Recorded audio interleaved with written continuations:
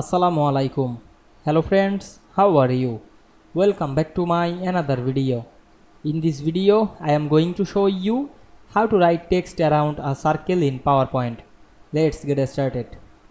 At first, you have to open a PowerPoint presentation.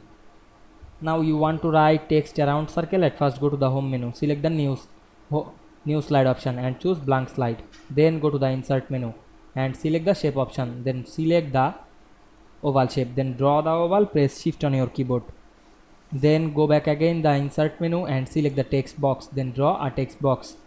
You can write anything, otherwise paste any text. Now I am paste some text, then select the text, double click on this option, then go to the format menu and choose text effect and select the transform option. Now I am select the circle, then resize the text box, then set on the circle,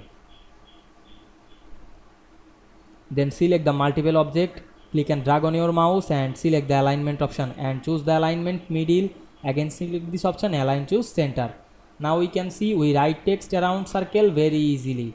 I hope you enjoyed the video. Please like, comment, share and subscribe my channel. Thanks for watching.